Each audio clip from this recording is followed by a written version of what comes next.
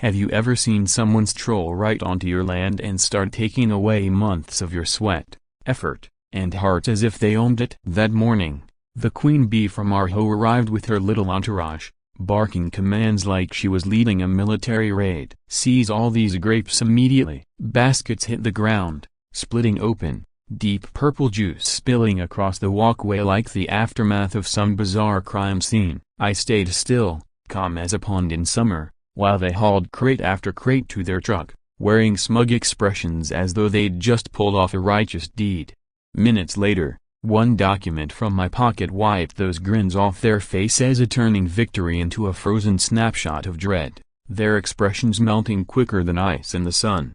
The morning fog lay thick over my vineyard in Sonoma County, California, as though nature itself had drawn a curtain for the day's performance. I ran my calloused hands over the Cabernet clusters I had tended all season, my mind echoing my grandfather's words. This land has fed 3 generations of Sullivans. Marcus. You protect Ida no matter what. The old wooden sign reading Sullivan Vineyard Estate. 1952 might have weathered over the years, but my pride had not. These 12 tons of premium grapes were more than a harvest. They were the key to a contract with one of Napa's most prestigious wineries, a deal that could safeguard my family's future. On the porch, my daughter Emily prepared for her morning TikTok stream before diving into her Stanford law lectures. At 21, she'd inherited her mother's quick wit and my stubborn resolve, via a combination people often underestimated. She gave me a mischievous wave, holding up her phone like she was ready to catch something interesting for her audience. Neither of us knew just how much interesting this morning had in store. That's when the low rumble of engines broke the stillness. A polished black Cadillac Escalade rolled down my gravel driveway, followed closely by 2 white pickup trucks marked HOA Security in bold, authoritative lettering.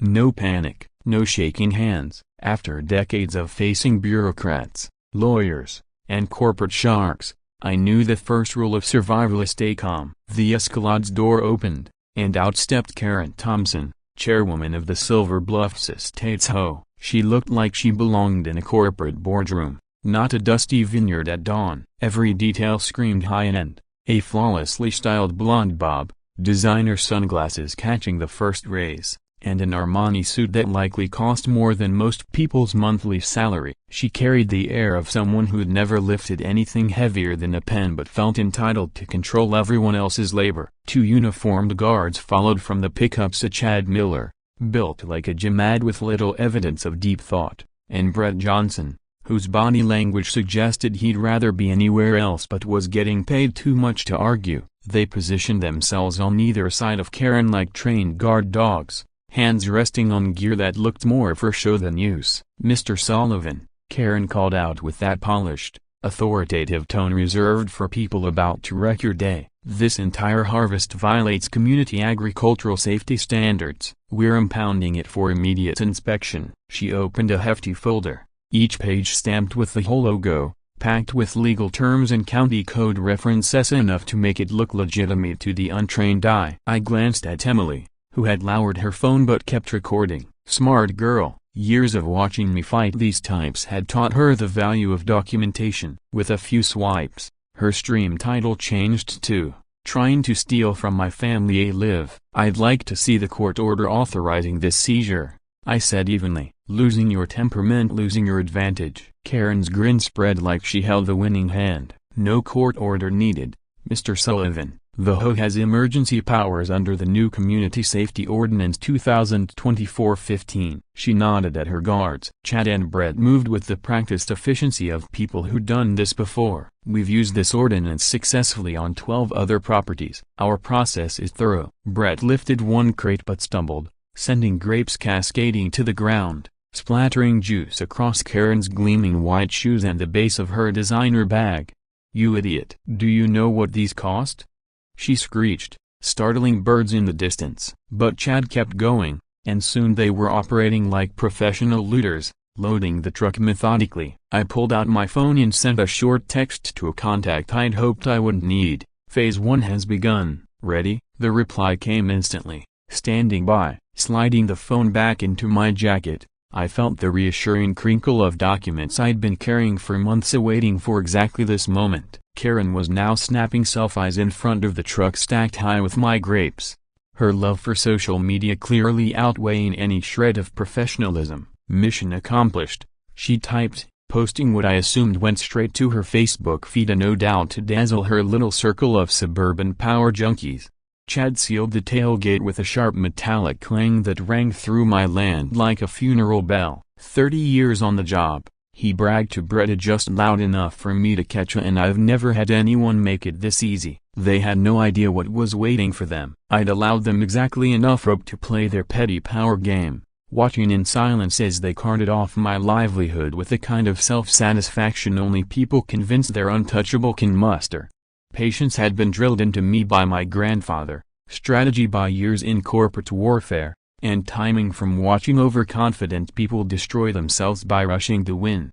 When my internal countdown reached its mark, I stepped forward. Karen was still glowing from her supposed victory, probably already imagining how she'd enjoy whatever kickback she was expecting from this stunt. The guards stood by, dusting their hands like they just wrapped up a clean job. "Enjoy the moment, Karen," I said, low and steady, letting my words carry just far enough for Emily's camera to record. "Because in half a minute, you'll learn what real ownership means." What followed was less a confrontation and more a hunt, though Karen didn't yet know whether she was predator or prey. I kept perfectly still, letting her believe she'd won, while each passing second timed the trap she was too drunk on power to notice.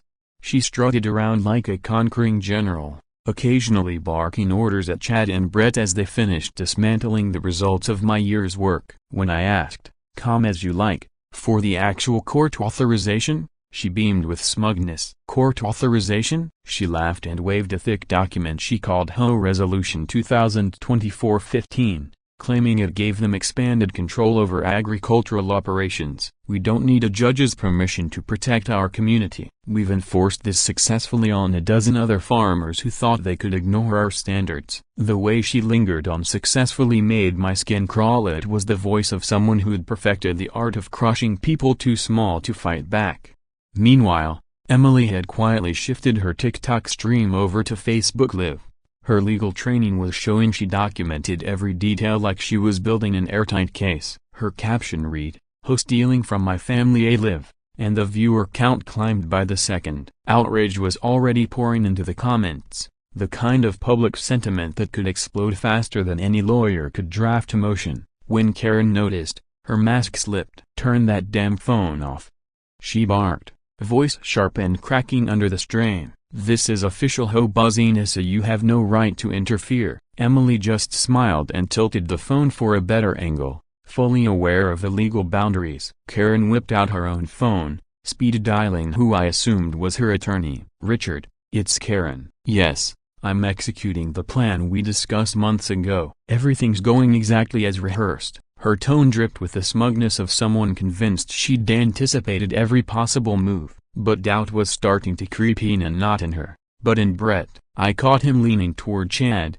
muttering, "Something's off, man." Usually people fight back or call the cops. This guy's just a broken bar standing there. Chad shrugged it off. "Easy money. Some people just know when they're beat." That was his mistake, yet taking silence for surrender. I made my calls deliberately. First, to Sheriff Hayes. "Robert, it's Max Sullivan. Get to my vineyard. We've got a federal matter unfolding." No details, just urgency. Then, to a second contact Karen would have recognized instantly if she'd been paying attention. "Johnson, initiate Plan B ASA, it's time." They took the bait. Karen was at the height of her arrogance now, standing by the fully loaded truck, grinning for what would soon be the most expensive selfie of her life.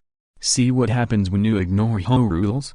she posted, no doubt expecting a chorus of praise from her loyal followers. Chad slammed the tailgate shut with a metallic bang that rang across the vineyard like a judge delivering a final verdict. 30 years in security, he announced for everyone to hear, and I've never seen anyone make it this easy. Most folks at least put up a fight. Brett was fastening the load with red zip ties, each one locking in place with the sharp click of handcuffs, a symbolism that wasn't lost on me, though I suspected it would take them a few minutes to catch on. Karen pulled out a clipboard, jotting notes on what looked like an official inventory sheet. The sound of her pen scratching against paper wasn't the record of a lawful seizure, it was the signature on her own confession. I stepped forward with the composure of a man who had been waiting years for this exact moment. Karen was still admiring her so-called accomplishment, already spending in her head whatever reward she thought she'd get. Chad and Brett stood nearby, brushing the dust from their uniforms, pleased with their work. Emily, meanwhile, had documented every moment to her audience, climbing into the thousands as her feed spread like wildfire. "I hope you've enjoyed this little performance, Karen," I said, my tone calm but edged with the kind of certainty that makes people uneasy, "because what happens next will change everything you think you know about Power Broken Bar and about who you've been messing with." Emily grinned behind her phone, knowing I was about to pull the curtain back on something big. Karen stared at me,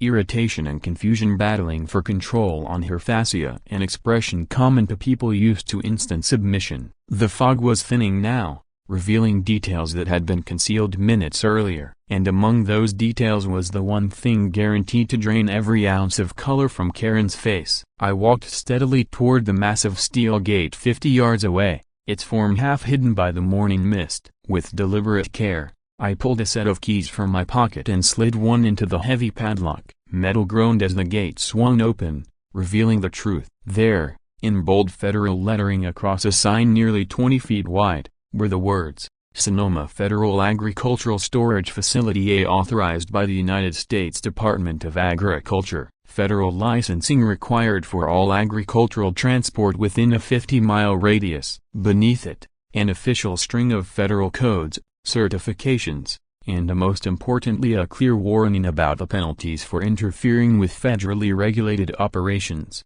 Karen's face strained to a shade I could only compare to sour milk. "That's a broken bar, that's impossible," she stammered. "I checked every record. There's no way you have federal authority over." Her voice faltered, the rest of the sentence dying as reality took hold. I stepped closer to the truck, speaking in the same even tone I'd used all morning. "Karen, what you just loaded represents 12 tons of premium Cabernet Sauvignon. Under federal agricultural transport laws, every grape that leaves this county must be processed through this facility for quality control, documentation, and interstate commerce compliance." I let the last word hang, sharp as a blade. Chad and Brett exchanged uneasy looks as the weight of what they'd done began to sink in. Brett's forehead was damp with sweat despite the cool air. "Boss," he whispered to Karen, "maybe we should have checked this guy out a little more." Chad, still clinging to bravado, snorted, "This is probably just some fake sign to scare us. The HOA has full legal authority here." That's when Jake Rodriguez emerged from behind the facility, a worn leather briefcase in hand. His expression carried the grim satisfaction of a man who'd been waiting for this moment almost as long as I had. "Sorry to break up your little theft operation," Jake said, his voice carrying the weight of 15 years in corporate law before his conscience steered him elsewhere. "But I think there are a few details you should know about the man you're dealing with." Emily, still filming, shifted her camera to make sure the world saw what was about to happen next. Emily's live stream shifted effortlessly from Facebook to YouTube, knowing full well the platform's algorithm would blast the feed to a much broader audience. The viewer count was skyrocketing as people shared it across social media, and the comments were flooding in faster than anyone could read, full of outrage, disbelief, and calls for Karen's arrest.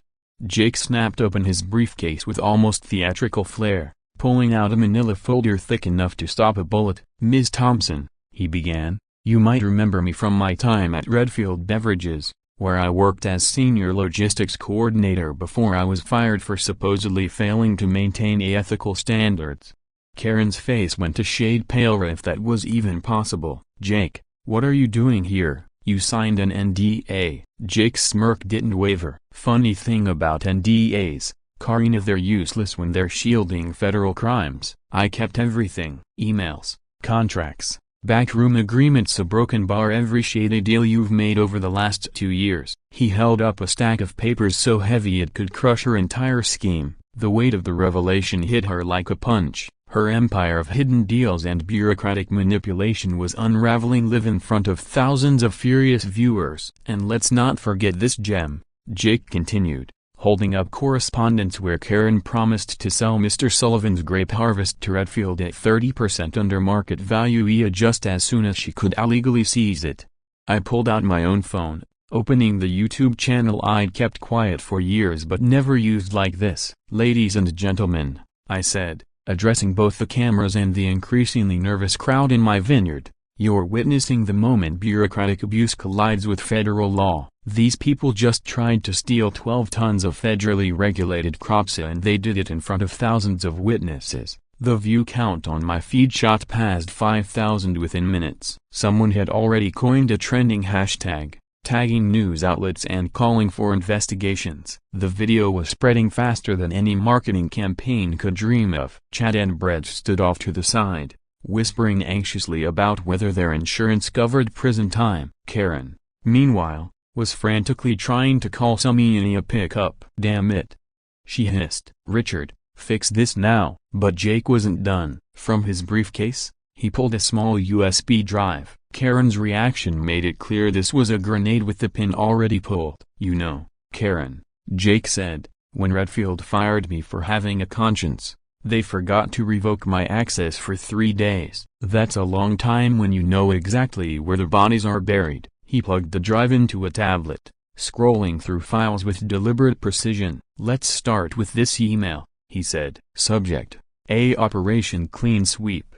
Ring any bells?" Karen's face was now nearly the color of snow. Jake read aloud for Emily's cameras. "From Karen Thompson to Regional Director Marissa A. We've identified 15 small agricultural properties for consolidation under the new zoning push. Projected profit margin after conversion to residential, 400%. Emily's chat feed exploded again, a storm of people demanding justice, contacting reporters, and flooding the video across every major platform. Jake kept going. "And here's where it gets interesting. This document outlines the deal between the HOA and Redfield Beverages. Karen here was promised a $500,000 a consulting fee for every agricultural property she could successfully, and I quote, a remediate. That's corporate speak for a steal, in case anyone was wondering. They'd already pulled this exact stunt on 3 other farmers nearby at the Martinez family, Wilson Vineyard, and Old Bill Peterson's apple orchard. Every one of them fell victim to the same pattern we were witnessing today: official-looking paperwork, hired security, trumped-up violations, a broken bar, and then, their lifelong businesses were gone. Jake spoke with the conviction of someone who had seen honest people crushed by corporate greed and had finally found a way to push back. Karen's response was a mix of outrage and panic. "Jake, you son of a, you're breaking your non-disclosure agreement. You signed a legal contract." Jake only laughed, the sound carrying more satisfaction than I'd heard from anyone in years. "Karen, sweetheart, NDAs don't protect criminal activity. And what you've been up to here, that's not just wrong, it's federal criminal wrong." Then he revealed his most damaging card yet: a recorded phone call from last Tuesday. "Karen, remember it?" He pressed play, and her own voice rang out crystal clear. "Max Sullivan is the last holdout in the development zone. Once we get his grapes off the land, we can hit him with an agricultural abandonment citation and force the sale. Redfield gets the grapes for pennies on the dollar, and I get my commission for clearing the property." By now, a local news crew had appeared, moving with the speed of vultures to fresh roadkill. Channel 7's weekend anchor, Lisa Williams, was already prepping for a live broadcast as her cameraman captured every second of Jake's revelations. The scandal was no longer confined to social media, it was about to go mainstream. And then the ghosts of Karen's past walked in. Maria Martinez pulled up in a B2 pickup, David Wilson in a worn Honda, and Bill Peterson in what looked like a borrowed car, probably all he had left after Karen had gutted his livelihood. Each carried manila folders full of proof documenting how she had destroyed their farms. "She told us the same thing," Maria announced to the crowd and cameras. "Official ag violations, immediate or remediation, cooperate or face federal charges. We were terrified. We signed whatever was shoved at us, sold our land for a fraction of its worth because we thought we had no choice." David's voice shook with the weight of his family's loss. "We'd grown grapes there for 4 generations. She came with guards and paperwork. and in weeks our entire heritage was bulldozed for a strip mall that still isn't even finished. Karen frantically worked her phone, but her allies were evaporating faster than rats off a sinking ship. "This is all lies," she shouted, finally cracking. They just couldn't meet proper agricultural standards. The HOA was protecting the community. Jake wasn't done. "Oh, Karina broken bar, I almost forgot the best part. Guess who owns the development company that planned to scoop up this farmland once you cleared it?" Here's a hint: it rhymes with Redfield Beverages and has the same parent company. The blow landed. You could see the moment she realized her entire scheme had been laid bare before thousands. The morning sun broke fully through the haze, lighting her exposed operation for all to see. And still, I had one more move that would change everything. The distant wail of sirens cut through the air. Not just local police at the unmistakable harmonized roar of multiple agencies closing in on one spot. Karen's face told me she knew the hole she dug was about to become her cell. The first arrival was Sheriff Robert Hayes in his patrol car. Then came the black SUVs with federal plates, their presence making Karen's hired muscle shift uncomfortably. From the lead vehicle stepped Agent Sarah Mitchell, FBI badge glinting at her waist. At that moment, Karen's world shrank to a pinpoint, and the reality of federal justice was impossible to deny. What made the scene even sweeter was knowing I'd been quietly working as an informant for the FBI for the past 3 months. The Federal Agricultural Crimes Task Force had been digging into shady property transfers in Sonoma County, and when they learned about suspicious activity in my local homeowners association, I had no problem joining forces with them. Every time Karen started a conversation, waved a document in my face, or issued a threat, I had been documenting it all and forwarding it straight to Agent Mitchell's team. "Ms. Karen Thompson," Agent Mitchell announced with the steady, commanding voice of someone who had spent years locking up white-collar criminals. "You are under arrest for conspiracy to commit wire fraud, manipulation of agricultural commodities, and violating federal interstate commerce laws." While she read Karen her rights, Sheriff Hayes stepped in to take Chad and Brett into custody, both of them wearing the stunned expressions of men who had just realized they were neck-deep in federal charges. Karen's reaction was straight out of the Predator's survival manual: deny everything, shift blame, and stir chaos. "This is harassment. Max Sullivan bribed federal agents to frame me. Check his accounts. He's been plotting this for months." Her voice shot up to a pitch that probably made dogs howl in the next county. But Agent Mitchell, a seasoned pro at dealing with desperate suspects, didn't flinch. Meanwhile, Emily's live stream had exploded. What began as a local property dispute had turned into a worldwide spectacle, with people from across the globe leaving comments about the absurd power of American HOAs and cheering what they saw as a win for small farmers over corporate greed. Subtitles were popping up in multiple languages, and the hashtag had gone global. Karen, still refusing to accept reality, started throwing accusations at everyone in sight and some who weren't even there. "Brett Johnson has been stealing farm equipment for months. Chad Miller takes bribes from developers. Sheriff Hayes is corrupt. Investigate all of them." It was the frantic rambling of someone whose entire identity depended on controlling others, now confronted with the fact that control was gone. The federal team worked with the calm precision of people who had done this countless times before. Agent Mitchell addressed the crowd and cameras, explaining that they had been monitoring the HOA's communications with several corporations for months. "This isn't just about one property," she told them. "We're uncovering a county-wide pattern of agricultural land manipulation involving multiple major companies." Chad tried to play it cool, insisting they were just following orders and didn't know anything illegal was happening. Brett, however, was already cracking asking about plea deals and swearing he never wanted any part of it. "Karen said it was all legal," he muttered. "She showed us official documents. We thought we were just doing security." By now, national media had swarmed the scene. Lisa Williams from Channel 7 reported live as her cameraman zoomed in on Karen's meltdown, calling it the climax of a massive federal probe into agricultural fraud. Emily had switched her coverage strategy again,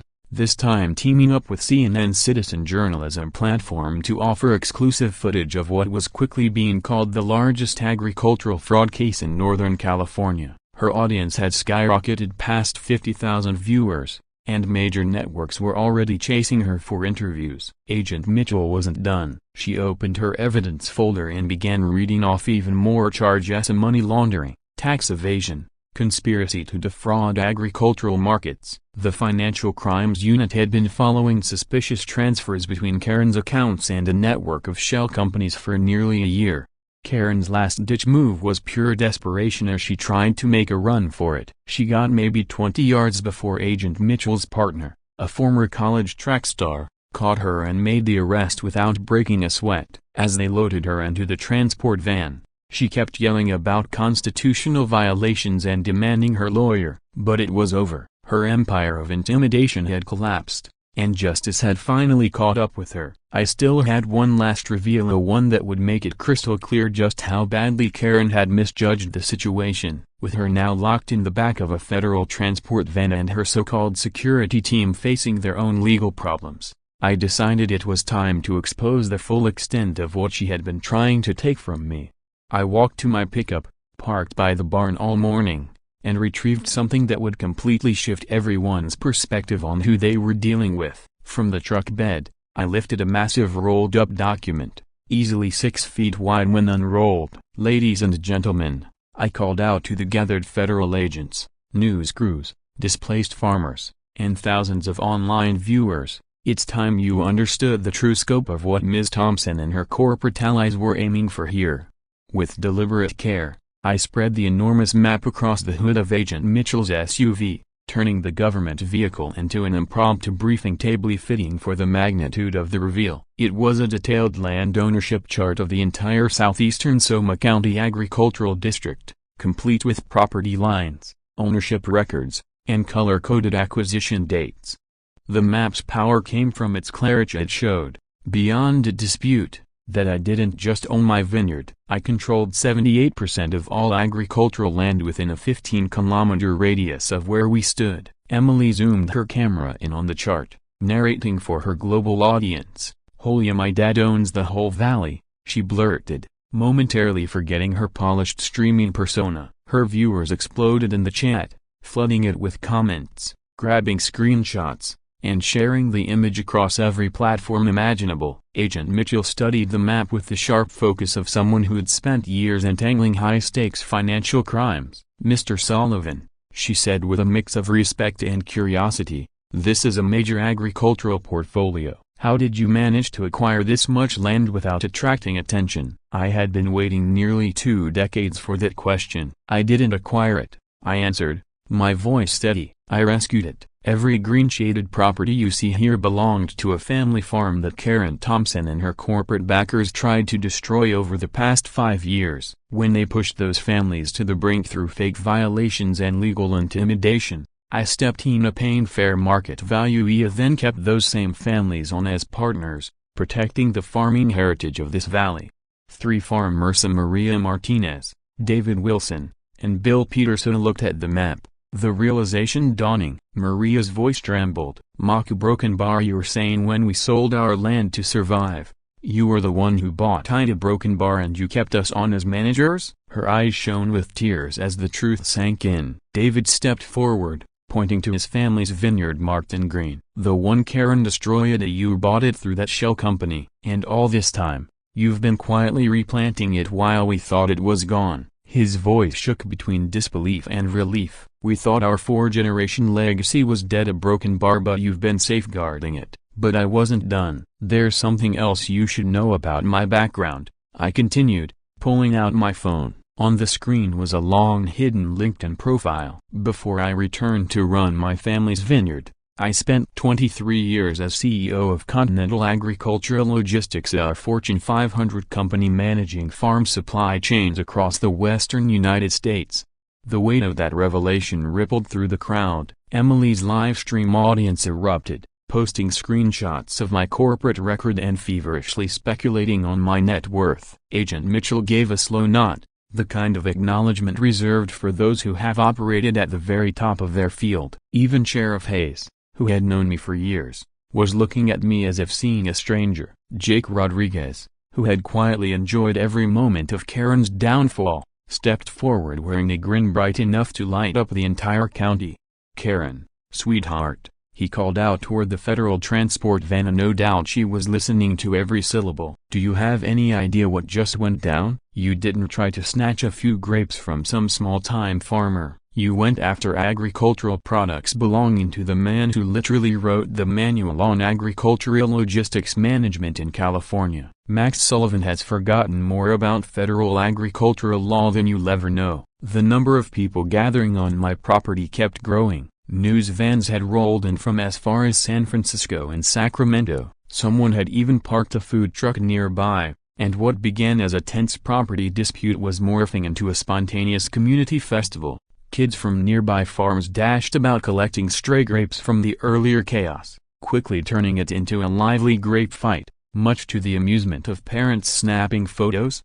Still, the most gratifying part was watching the federal agents piece together the scale of Karen's attempted theft. Agent Mitchell jotted notes while I outlined the region's agricultural network. "So," she said thoughtfully, "when Miss Thompson tried to take your grape harvest, she wasn't just taking produce, she was trying to sabotage the primary agricultural processing hub for this region, that could have caused economic ripples affecting hundreds of farms." The Redfield Beverages link became even clearer as Jake produced more documents. The company had been strategically targeting agricultural areas across Northern California using homeowners associations and fabricated legal disputes to snatch valuable farmland at dirt cheap prices. Karen wasn't just connected to Redfield, Jake told the cameras. She was their spearhead, a corporate land grabber poised to erase this region's agricultural heritage. As if the day wasn't already dramatic enough, Chad and Brett decided to add a dash of comedy. Thinking they could simply stroll away from the federal crime scene,